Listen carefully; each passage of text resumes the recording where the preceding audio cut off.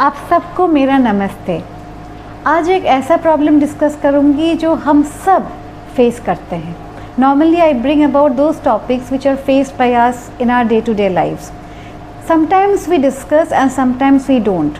कभी कभी हमें लगता है कि हाँ, इस पात्र के साथ हम अपना प्रॉब्लम शेयर कर सकते हैं, but most of the time हम सोचते हैं यार नॉर्मली है, ज़िंदगी चलेगी। पर उसका क्या इफ़ेक्ट होता है पता है? अगर हम अपने प्रॉब्लम्स को सॉल्व नहीं करेंगे और ज़िंदगी जीने की कोशिश करेंगे तो धीरे धीरे हम बर्न आउट हो जाएंगे। You know what is burn out? जैसे जल जाना, ख़त्म हो जाना, अंदर स्पिरिट ही ना होना, बस बॉडी ज़िंदा है पर मन मर गया है। ये इसलिए होता है क्योंकि हम अपने मन को मारते रहते हैं।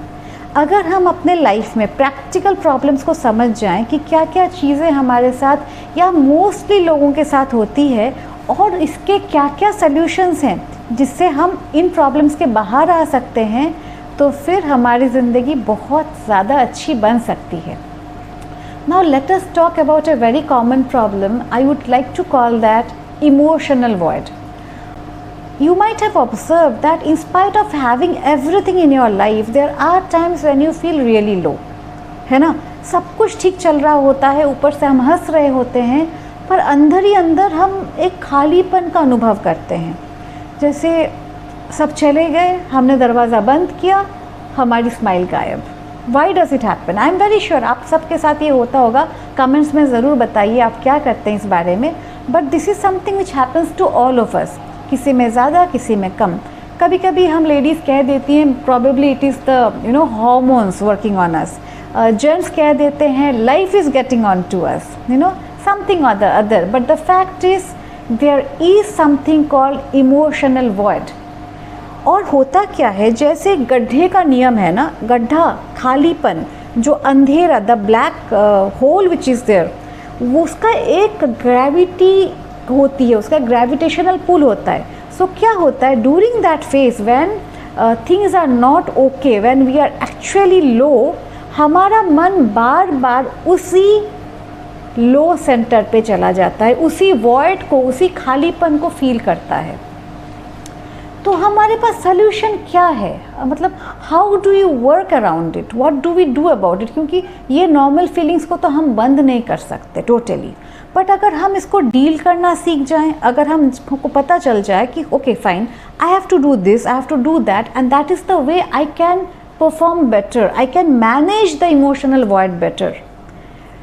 एक बात आपको समझना बहुत ज़रूरी है, क्यों हम इस इमोशनल वॉइड को फुल फिल करने की बात कर रहे हैं। रहते हैं ना इमोशनल वॉइड के साथ, पर no, problem is we are not only affecting ourselves, we are affecting everybody around us, specially our relationships. अब आपको पता होगा मैं और मेरे हस्बैंड रिलेशनशिप पर बहुत सारे वीडियोस लाते हैं ताकि इस दुनिया में हेल्दी यूनिट्स बन सके। Family is a unit. अगर फैमिली हेल्दी नहीं है तो हमारा समाज, हमारा देश कुछ भी हेल्दी हो नहीं सकता। So this is a humble effort from our side. That's why I keep saying that please subscribe to my videos before you really get lost in them, so that our message can reach out to a lot of people. Now when we come to relationships and we are having that emotional void, हम क्या करते हैं पता है? क्योंकि अंदर हमारी रिक्तता है, हम अंदर हमारा खालीपन है, तो हम रिलेशनशिप को यूज़ करते हैं उसको भरने के लिए। एक तो होता है रिलेशनशिप में आप जाइए कंट्रीब्यूट करने के लिए, किसी और की ज़िंदगी को बेहतर बनाने के लिए, और एक होता है रिलेशनशिप को सेल्फिशली यूज़ करके अपने अंदर के वॉइड को हम फिल करना चाहते हैं। That is where the entire problem starts. शुरू में हम मुखौटे पहने रहते हैं and it appears like we are getting into a beautiful arranged marriage, और we are getting married to the partner we have chosen for ourselves. But slowly that void takes over, क्योंकि the motive was selfish, है ना, हमने अपने लिए ये relationship को अपने लाइफ में बुलाया। So what happens now? We start doubting the other person. Trust issues आती है. We start using that person. हम, मेरा मूड ऑफ है, मुझसे बात करते रहो, आज ऑफिस मत जाओ जी. All those things start coming. Then we also look for other relationships. एक से हमारा पेट नहीं भरता, वैलिडेशन चाहिए होती है ना। अब एक पार्टनर हमें कब तक वैलिडेशन देगा? So we look for others who will say, oh madam you are looking good. Oh my God, sir, you are looking so handsome. ये कैसे, क्यों? We have a partner at home but still we are seeking validation, क्योंकि अंदर खोखलापन, अंदर इतना बड़ा void है। हम और क्या करते हैं, हमारा मूड ऑफ हो जाता है बहुत जल्दी, क्योंकि वैलिडेशन में जैसे ही प्रॉब्लम हुई, आज खाना अच्छे से नहीं बना, बस वो वॉइड ट्रिगर हो गया हमारा। फिर हम क्या करते हैं, उस अपने पार्टनर को कंट्रोल करने की कोशिश करते हैं।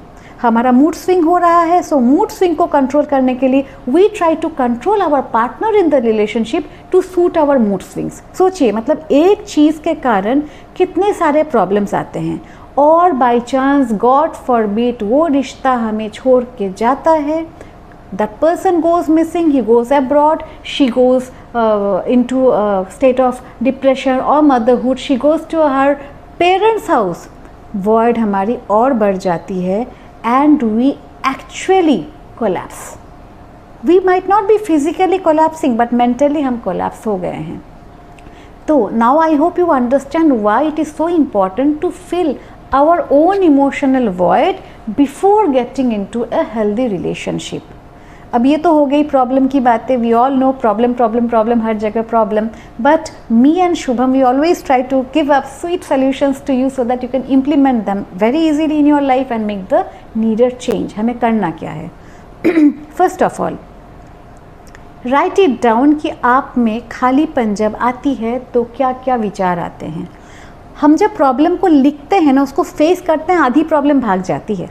आपको पता चल जाएगा ओके शायद मेरे हार्मोनल चेंजेस हो रहे हैं, तो I am feeling low, I feel low for only this few days in a month. ठीक है, ये हो गया। For man I feel low only when my boss scolds me. तो we are kind of trying to corner the problem, we are trying to break up the problem and we are identifying small things where we can actually fight it out rather than considering it like to be the whole world. ऐसा लगता है पूरा दुनिया अंधेरा हो गया। उससे हम ब्रेकअप करके आगे कि नहीं जी, मेरे को इन चीज़ों में प्रॉब्लम होती है, थोड़ा सा प्रशंसा चाहिए मुझे, थोड़ी सी आउटिंग चाहिए मुझे, so we break it down, we identify. But these are you know what superficial solutions. ऊपरी लेवल पर आप काम कर रहे हो, इनर लेवल पे आपको क्या करना है, मैं आपको वो चीज़ बताती हूँ जिससे आप इनर लेवल पे उस वॉइड से बाहर आ सकते हो हमेशा के लिए। जिस चीज़ की कमी आप फील कर रहे हो ना, उस चीज़ को देते रहो। हमारे सृष्टि का, भगवान की सृष्टि का ये नियम है, whatever you give comes back to you many fold. Negativity दोगे निगेटिविटी आएगी, पॉजिटिविटी दोगे पॉजिटिविटी आएगी। आपके अंदर खालीपन है ना, प्यार की चाहत है ना, कुछ चाहिए ना आपको, वो चीज़ आप बांटना शुरू करो। The moment you start sharing and caring for others, जिनके साथ आपका स्वार्थ वाला नाता नहीं है, जो आपके डायरेक्ट ब्लड कनेक्शन में नहीं है, ब्लड रिलेशन में नहीं है, या you are not married, you don't have a direct family relationship with that person, you just give out selflessly. Try करिए ना, अपने पड़ोस में किसी गरीब को खाना खिला दिया, कुछ अच्छा कर लिया, उससे क्या होगा पता है, आपका वॉइड फिल हो जाएगा। सुबह मेडिटेट करिए, मैं ये नहीं कह रही हूँ कि मेडिटेशन में ये करिए वो करिए, लैंप लेके बैठिए, धूप बत्ती जलाइए, no nothing, just focus that you are breathing. Because when you focus on your breath, क्या हो रहा है पता है, उस दौरान चैलेंज करते हुए आपको कुछ सोच नहीं सकते आप। When you are not able to think, then you become mentally powerful, and when you become mentally powerful, you realize what are the drawbacks in yourself, where are the areas, what are the areas you need to work upon. So meditation is one key. Get spiritual. हम आजकल modern बनते हैं ना, that we don't believe in God and spiritualism, but trust me, creator से आप आए हो, root पे कनेक्शन आपकी नहीं होगी तो फ्रूट आपकी कभी नहीं आएगी। The root is God, you have come from God, connect with the root, connect by reading good books। आपको यकीन नहीं है तो पढ़ के आप जानिए उनके बारे में, आपके क्रिएटर के बारे में, how wonderful he is, meditate on him, love his creation, and धीरे धीरे आपका inner void हमेशा के लिए आपको छोड़ के चला जाएगा, and you will live a very happy and a contented life where you will be on a giving mode. With this, I am coming to the end of the session. I hope you have enjoyed it. Don't forget to subscribe and share my channel and keep looking for more. So, namaste.